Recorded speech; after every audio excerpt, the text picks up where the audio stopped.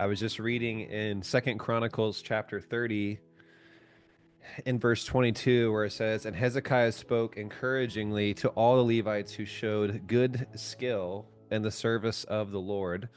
So they ate the food of the festival for 7 days, sacrificing peace offerings and giving thanks to Yahweh, the God of their fathers." So I was just thinking about how gratitude is such a lost art form, I feel like, in the church in terms of a formal expression of worship. And I think it's really important that we get back to that. And so that's why we make gratitude such a focus in everything that we do here. But also, just there's a practical benefit. This is what's so cool is the fact that the things that have the greatest psychological benefit to us are commands that God gave us in scripture.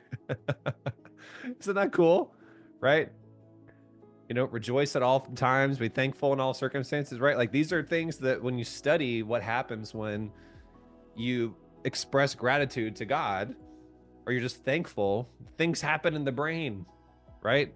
All these amazing feel good reactions start happening and you get all these chemical releases and things like that. And it's absolutely amazing, right? So, how cool is it that God commands us to do things that ultimately give us the greatest, even mental health, the greatest joy? So, I think that's just so cool. And then science confirms everything. So, yeah, what are you guys thankful for?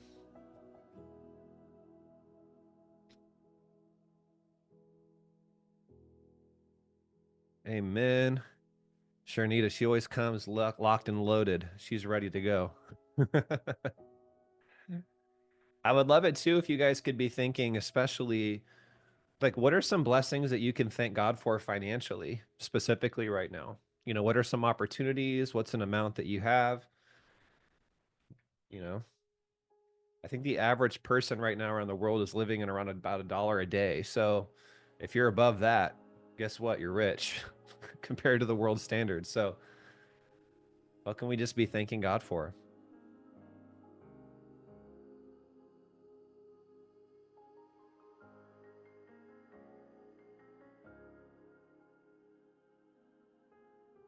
Amen. That's good.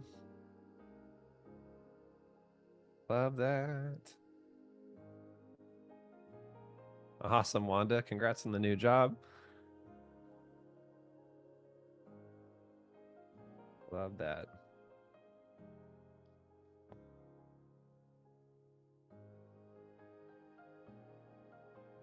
Oh, the verse that I was just sharing, it was Second Chronicles. Let's see, was it 30:22?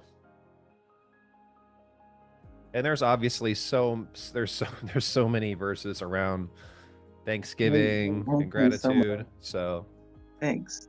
yeah, you're welcome. Yeah. It's all throughout the whole Bible. This is why I think it's funny when some people kind of challenge us, like the gratitude part is some woo-woo thing or something that's not very practical. It's like, well, this is a huge command in scripture. The whole Bible talks about gratitude and giving thanks.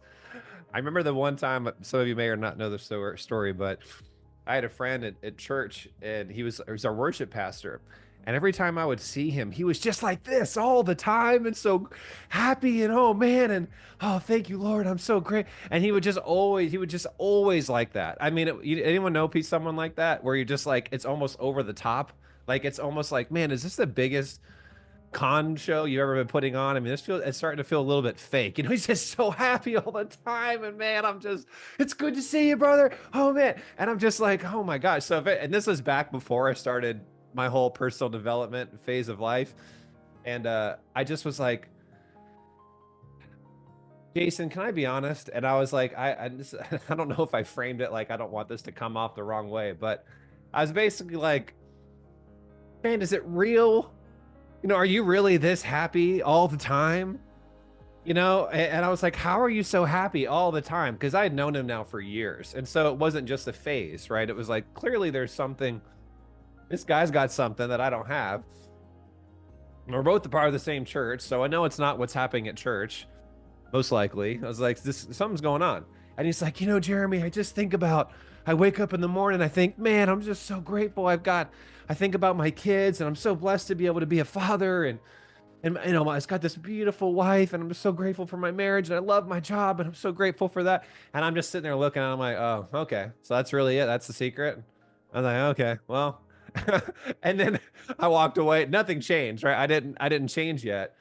But the point I'm trying to say is that eventually I started to study this stuff more, and you start studying the scientific backing behind all this. You start, I mean, just really, it's in the Bible, right? It's all over the place. And then I start making this a daily habit, and a daily ritual, and something that we incorporate into our family. It's something that we talk a lot about.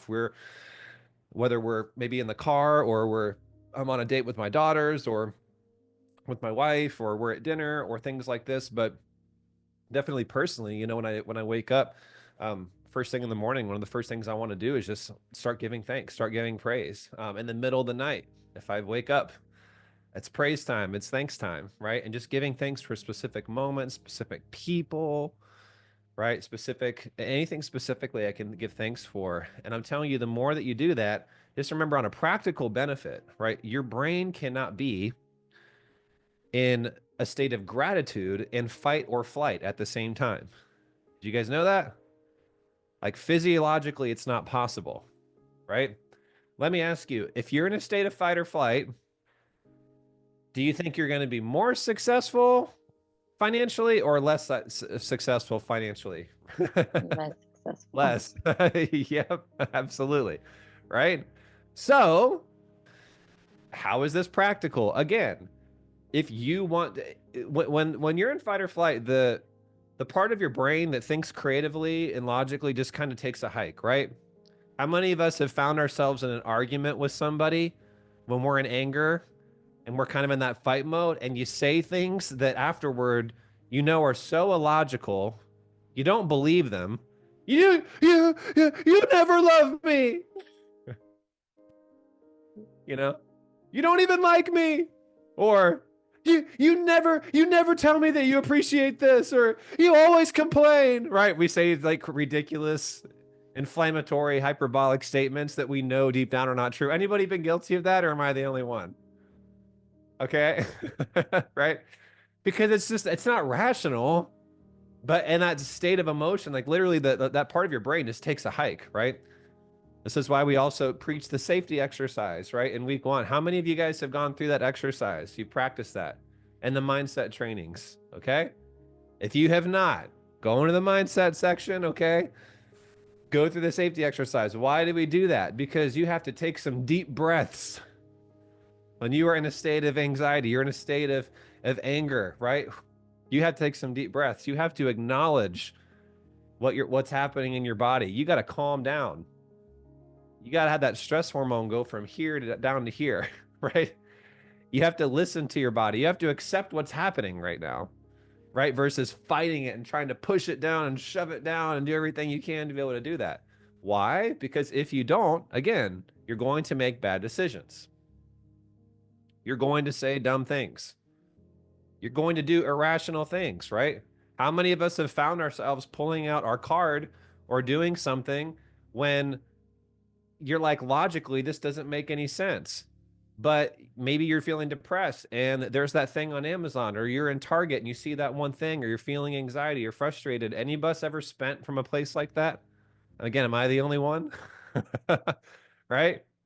So this is why it's so important. It's so important to understand the emotional side of finances. And unfortunately, I don't know about you guys, but again, I've taken a lot of financial courses. I just bought another one the other day. Just I'm like, hey, maybe there's something that I'm not teaching that we should be talking about. Guys, I don't know, maybe an hour into this whole thing, tons of training. How many times do you think they've talked about the psychological and emotional part of money? Zero. Right? They just talk about it like, oh, it's just a matter of making right decisions. It's like, oh yeah, that's true. But the question is, again, why do we make bad decisions? Okay. So I'm going to just real quick break down something for you guys again, that I think is a really important framework that has been very life-changing for me. I wish I had like a little way to draw it, but you guys, if someone here is able to draw it and you throw it up to the screen, it's going to be great. Okay. I'm going to give you guys like a little step breakdown. Some of you have heard this before, but I think it's important for those of you who haven't. Okay. is that, first of all, our programming, okay, the programming that we have leads to our beliefs, which then leads to our emotions, which then leads to our actions, which then leads to our results. Okay? So programming leads to beliefs, leads to actions, or sorry, emotions, then leads to actions, then leads to results. Okay? Let me give you an example, right? So programming, that's like the outside messaging that we have, right? Or maybe the experiences that we have in life communicate something to us, right? So let me give you an example from the Bible. Satan programmed Adam and Eve. He brought this message to them, this that convinced them. He's like, hey, God's holding out on you, right? So what did they believe? Oh man, there's a knowledge here that I don't have access to, right? Maybe God's holding out on me. Maybe, who knows what else they might have believed. Maybe he doesn't love us. Maybe, basically they didn't believe he was telling them everything that they needed to be told, right? So it says that in Genesis 3, here, let me pull it up so I'm not butchering it.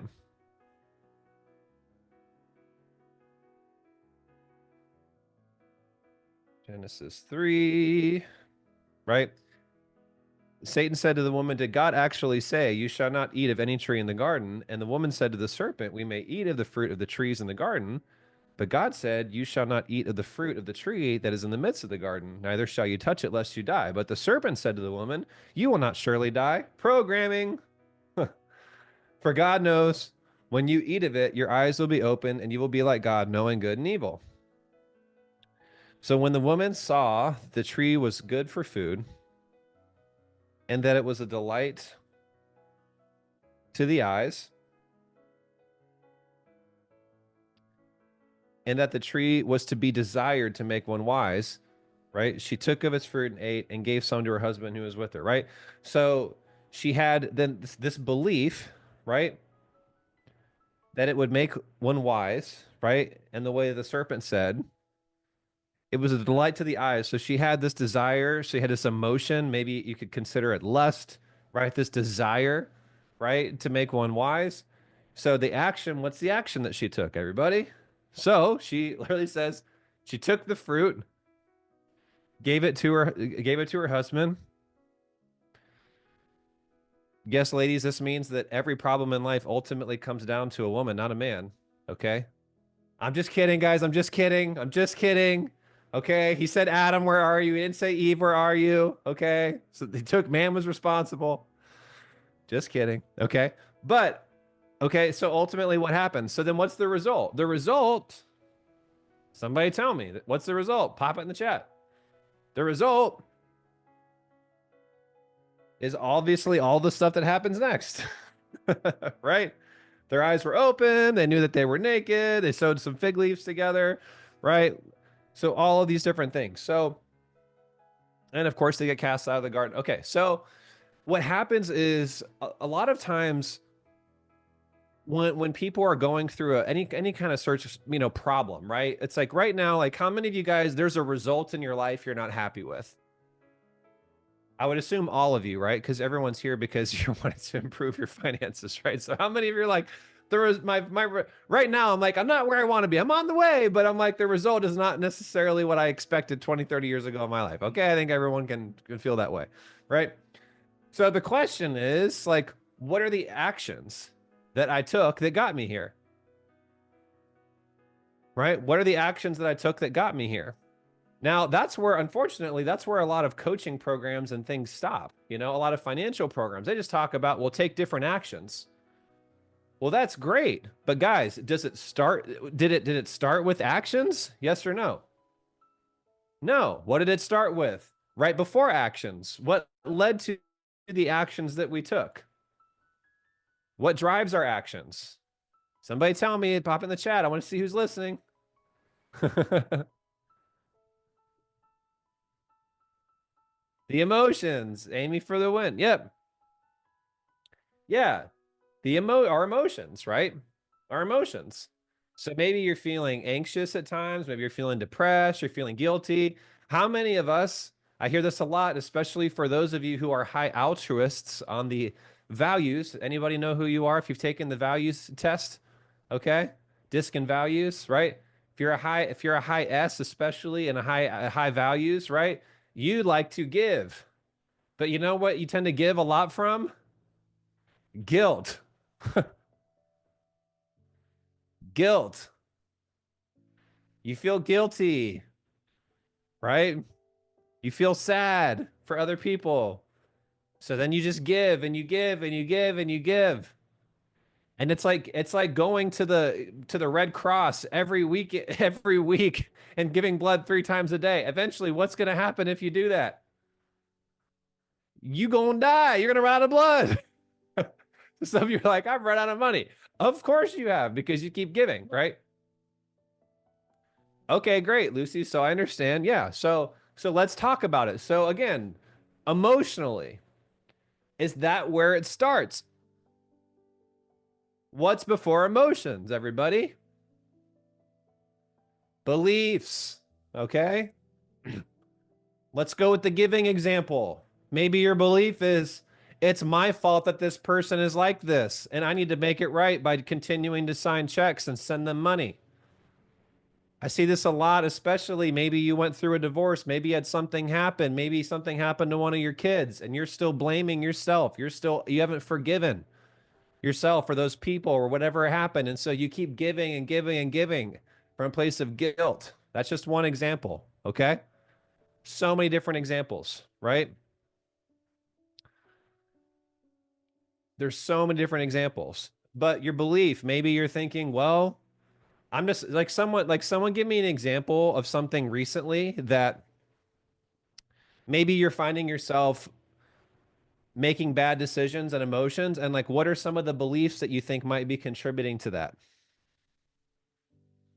Yep, sure. So maybe you experienced lack as a kid and you're not wanting your family to feel like that. So maybe your belief, right, is my kids shouldn't have to experience lack. My kids should have more than what I had. My kids should be able to experience more than what I had, right? Now, that's not inherently bad belief, but what if the belief attached to that is also, and it doesn't matter how much debt I have to go into to make it happen? It's probably not a good belief to attach to it, right? Right? So our beliefs again, yeah, our beliefs lead to the emotions. So fear. So again, the question is if you're feeling fear, what do we need to be asking? What am I believing? What am I thinking about that's ultimately contributing to this fear that is causing me to be afraid? Okay?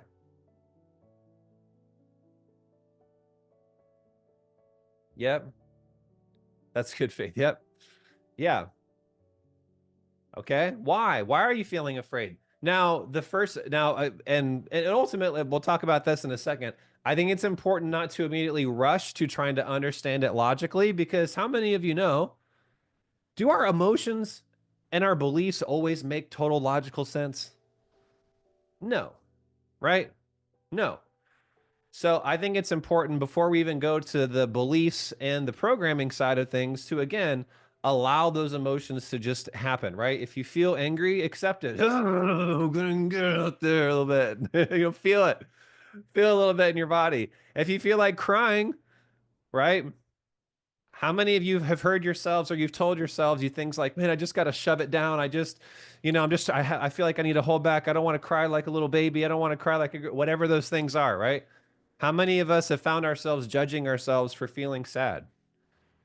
I know men especially can feel this way, but women too, right? Because you have to put a strong face on for the family sometimes, or maybe in the corporate world, right? You don't want to be seen as weak. Okay. Now, what's interesting, I know, Wanda, you're saying you're a crier, but you know what? My wife was also a crier, but she wouldn't accept the fact that she would cry. So she would cry because she couldn't help it, but she would never allow it. And she would get migraines all the time. And she would literally do this with her face while she was crying. She'd start shaking her head side to side a little bit when she'd start crying because she was making herself wrong for it. And because she would never fully accept the tears and accept the emotion, she can never get to the real truth underneath that as to why she was feeling sad. So we had to start getting in this practice of just allow it, right? How many of you, when you feel the urge to laugh, like at a funny joke, you find yourself, if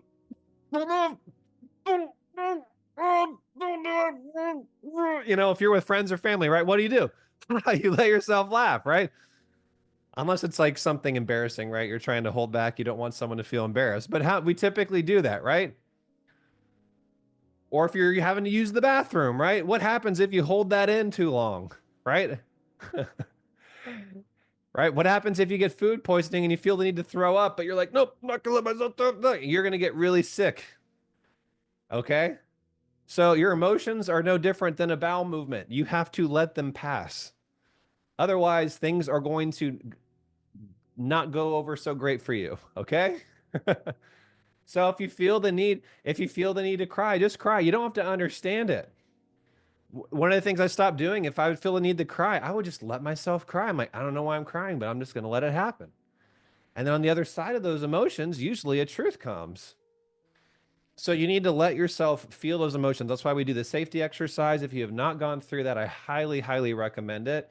It's just a very brief paradigm and a way for you to allow yourself to start noticing what's happening in your body, noticing what's happening in your emotions.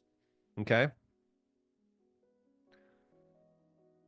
That's good, Dina. That's beautiful. Yeah, she said, only in the last 6 months have I started to accept that I cry during worship every single time. That doesn't mean I'm feeling shame.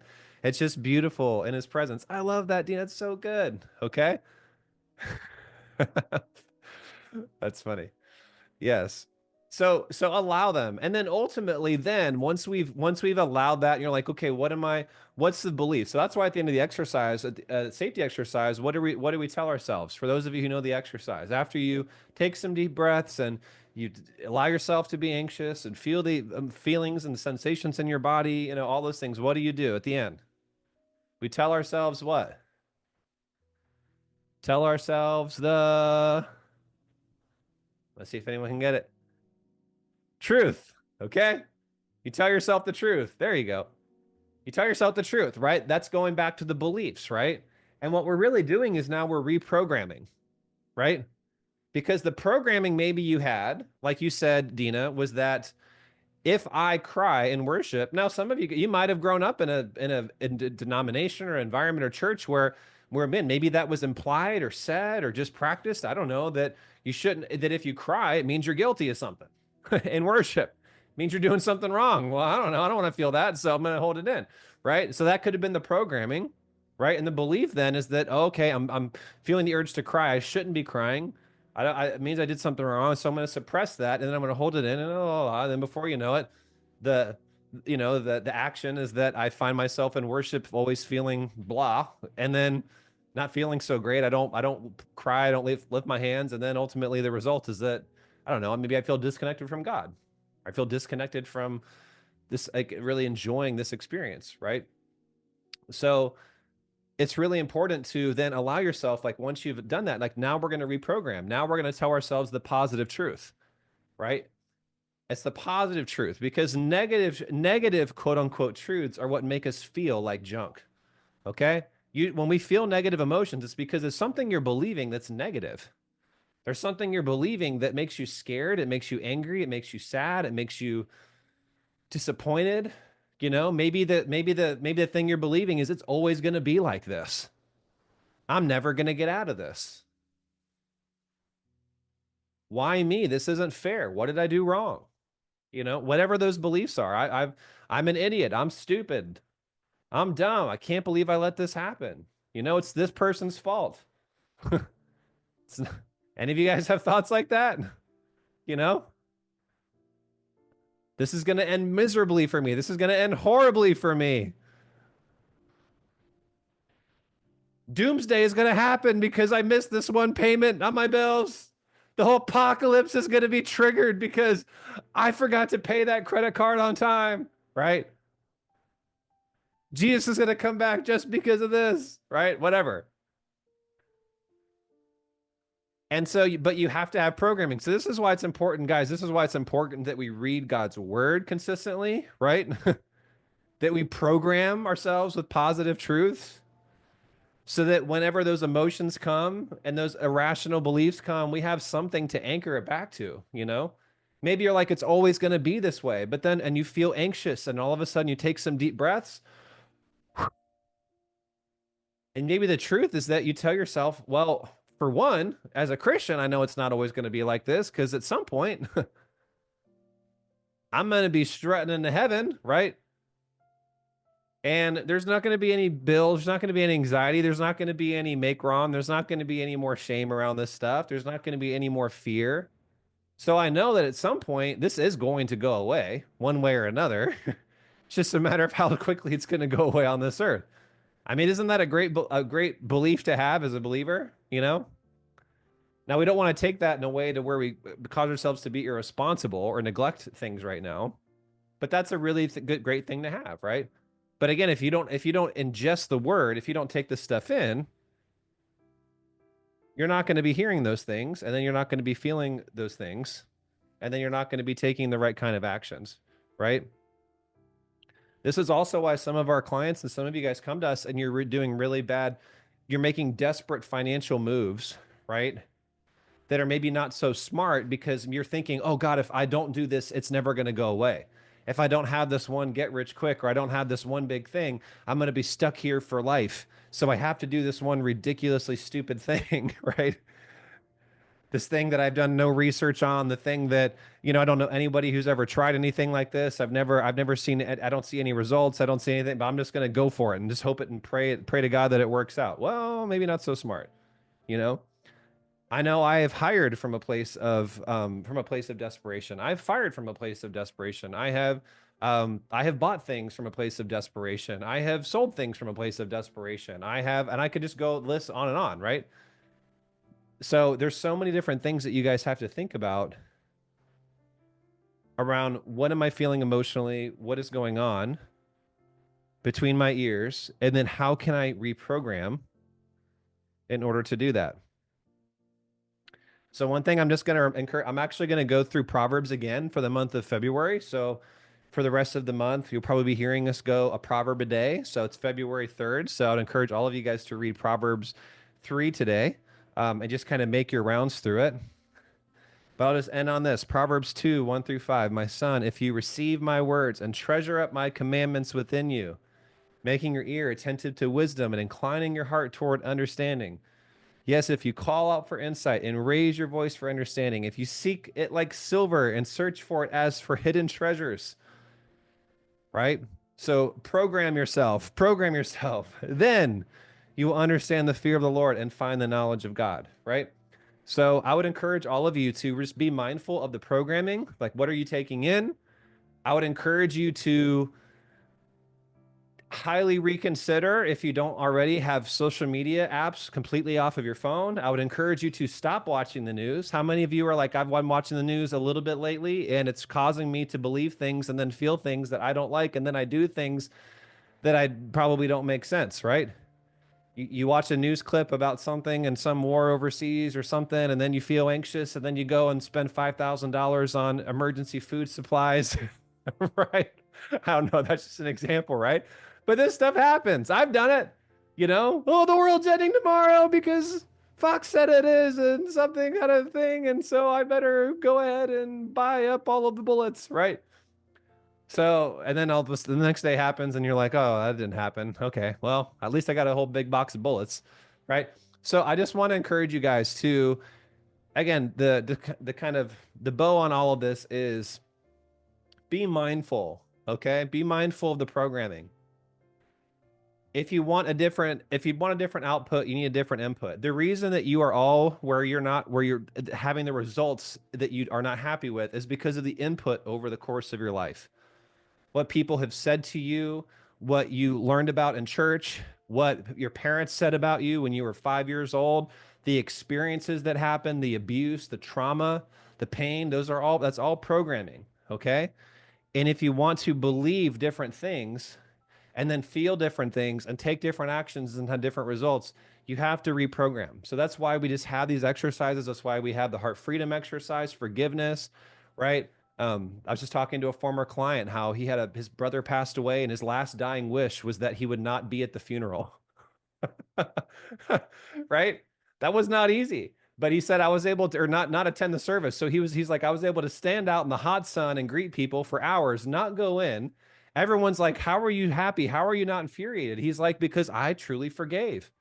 He wept in the car. He let out all of his emotions. He made peace. He made amends, did the heart freedom exercise. And he's like, and the truth was, and he was able to reconcile it all. And it was so winsome and amazing to people. They're like, how are you able to do this? He's like, because he has dealt with the emotions, he's dealt with the beliefs, and he's reprogrammed, right? He's reprogrammed how he sees his brother, how he sees that relationship. And he no longer has those same knee-jerk reactions toward feeling angry or feeling resentful or feeling bitter about it. And he makes better decisions because of it. Does that make sense, everybody? So just pay attention to this week. Like if you're feeling anxiety, if you're feeling depressed, if you're feeling sad, if you're feeling happy, if you're feeling like the desire to cry happy tears or laugh, just let it happen. But then after you do that, okay, like practice the safety. What's the truth, right? What's the truth? And spend plenty of time in the modules, in the word, in this community. Reprogram, okay? Reprogram.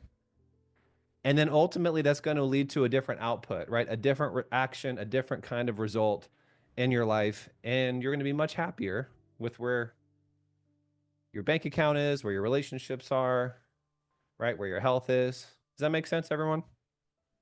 Okay, awesome. Big love to you all. Post your takeaways. Excited to see what you learn. Feel like it was important for us to go back through some of this stuff and just remind us all of the fundamentals around a lot of the mindset training and the things that we talk about here. It's really critical. If you skip this stuff, in my opinion, everything else will flop. Everything else will fail. So don't skip it. Make sure you guys learn this stuff. You practice this stuff. You come back to it. I need to come back to it all of the time. Sometimes I can shove my emotions down and stuff them, and it's not helping me. It's not serving me. So appreciate all of you guys.